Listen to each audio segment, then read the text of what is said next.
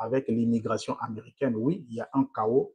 Il y a un chaos au niveau de l'immigration américaine. Et ce chaos-là ils ne peuvent plus aller dans le sens qu'ils sont en train de partir. Sinon, c'est l'économie qui va tomber. Parce que pour être une puissance mondiale, et vous devez garder une économie forte. Qui dit économie forte, ça veut dire que vous devez aussi avoir une immigration également forte.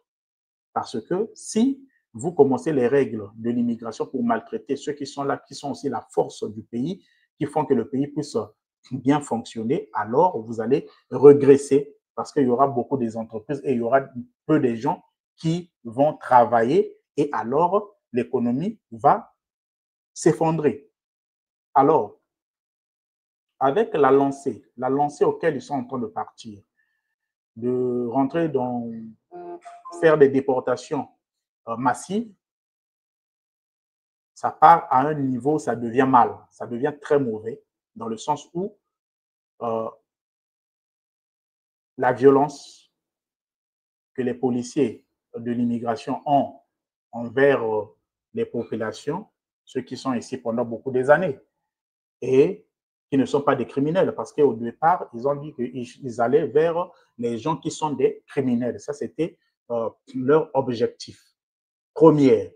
Et alors, vu qu'ils sont aussi, obsédés avec le nombre, les chiffres, parce que M. Donald Trump veut à tout prix faire mieux que Obama, à tout prix.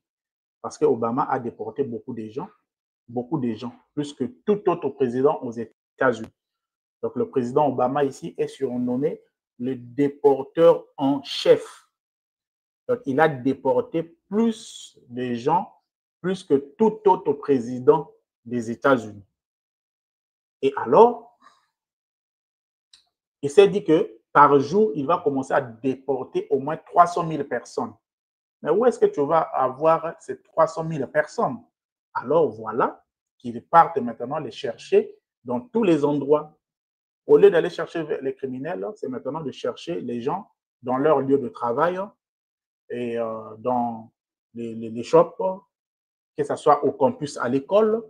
Donc, ils viennent chercher et ça commence à traumatiser les gens et traumatiser la population, les habitants des villes et les habitants des États. Alors, les démocrates ont commencé à combattre ça. Vu que le chaos observé avec plusieurs illégales qui sont rentrés dans ce pays, c'était sous le régime démocrate, le régime de Biden, et la frontière était ouverte au niveau du Mexique et beaucoup de gens sont entrés en masse. Alors, ils reprochent ça, qui est une réalité, aux démocrates pendant leur règne, les 4 ans passés avec l'administration Biden. Mais seulement quand ils reprochent ça, et directement, ils généralisent et ils englobent tout le monde. Et ils ont commencé avec un discours ou une rhétorique disant que tous les immigrants, l'immigration est mauvaise pour les États-Unis. Mais la population a compris que l'immigration est une bonne chose pour les États-Unis parce qu'il y a des États qui fonctionnent que grâce à l'immigration. Parce que sans l'immigration, ces États-là vont tomber. Par exemple, Californie, qui est la plus grande État des États-Unis, qui est la plus grande économie des États-Unis, qui rapporte plus d'argent, plus que tout autre État aux États-Unis. Vous voyez? Alors, la Californie a soit plus de 50%. Donc, ce sont les immigrés, les immigrants, qui ont des business également et qui sont là en train de travailler et qui payent les taxes qui font fonctionner cet État-là. Vous voyez? Alors, un État comme ça, si vous enlevez tous les gens qui sont illégaux, alors l'économie de cet État-là va s'effondrer. Et cet État-là contribue plus que tout autre État au niveau du gouvernement fédéral. Donc, il donne plus d'argent au gouvernement fédéral que tout autre État. Donc, aux États-Unis, ils sont divisés avec, il y a les États gouvernés par les démocrates et les États gouvernés par les républicains. Donc, on appelle ça, les républicains, c'est la couleur rouge. On appelle ça les États rouges, ça c'est pour les républicains, et les États bleus pour les démocrates. Alors, Dans les États démocrates, il y a cette liberté-là, ils accueillent les immigrés. C'est la politique qui a toujours été la politique des démocrates, vous voyez. Alors, comme c'est un président républicain qui reproche des démocrates pendant leur règne d'avoir laissé la frontière ouverte, parce que, rappelez-vous, les républicains, leur sens de leur politique, c'est la République. Eux, c'est la République. Ce sont plus des nationaux. Et vous voyez, ils se cachent aussi dans le truc de les nationaux chrétiens. Vous voyez? Et eux, ils défendent leur nation, leur terre. Donc, ils sont républicains. Ils sont républicains. Et les démocrates sont les libérales. Ils sont plus libérales. Hein?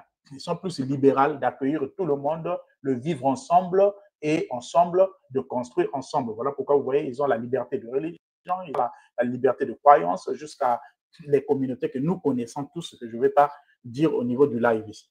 Alors, comme ils reprochent ces choses-là, alors ils mettent maintenant la pression dans les États démocrates pour les reprocher de cacher les sans-papiers. Vous voyez? Alors, les États démocrates disent que laissez-nous faire de notre manière avec notre police locale, les polices locaux de nos États, et on peut gérer ces cas-là. Mais cette branche au niveau de l'immigration, au niveau de Homeland Security, le département qui s'occupe, donc le département des affaires étrangères, non pas les affaires étrangères, mais la sûreté, chez nous, on dira le ministère de l'Intérieur. On dira le ministère de l'Intérieur, oui. Donc, ça, c'est le DHS. Et alors, ils disent que qui s'occupe de l'immigration, la décentralisation et tout. Alors, la police, leur police, le law enforcement, qui est censé aller vers les individus, les criminels, pour les mettre dehors, pour les prendre et les mettre en détention et pour les déporter.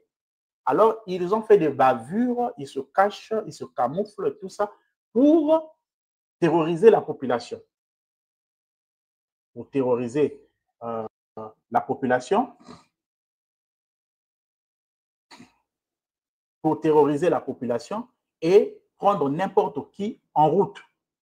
Donc, ça, c'est au niveau de cette police ici, l'image que je vais vous montrer, ces agents ici. Et peut-être que vous avez vu plusieurs vidéos, vous avez vu plusieurs manifestations contre ces agents-là, la manière qu'ils sont en train d'arrêter les gens, et de prendre n'importe qui.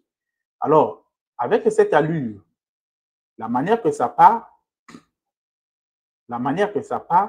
ça ne sera plus bien, surtout pour l'économie de plusieurs États. Donc, je vous mets par exemple ici cette photo ici, vous voyez ICE ici, c'est ça, ICE. C'est ça la branche de la police au niveau de l'immigration. Donc, c'est Immigration Customs Enforcement.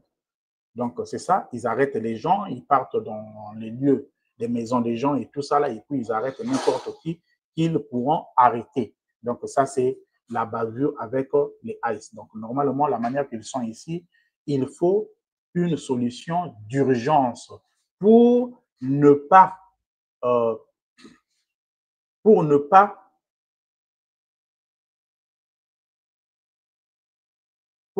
faire tomber l'économie. Donc, pour ne pas faire tomber l'économie, donc ils ont besoin d'une réforme. Ils ont besoin d'une réforme. Là, on peut voir les agents ici, ils viennent. Vous voyez déjà que ça, ce n'est pas un véhicule de la police.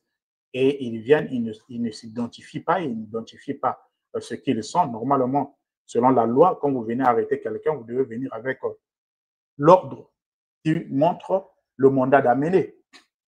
Vous devez venir avec le mandat d'amener pour arrêter quelqu'un et lui dire également ce que la personne a fait, ce qui est mal. Et or, eux, ils ne font pas ça. Ils viennent, c'est comme nos policiers de l'Afrique, hein, quand on vient te chercher avec toute la violence là parce qu'on s'en fout de la loi et tout ça, alors que ce pays ici est un pays de loi. C'est ce qu'on reproche au gouvernement, c'est ce qu'on reproche à l'administration Trump. C'est ça Ce qu'on reproche à l'administration Trump. Alors, avec cette allure ici,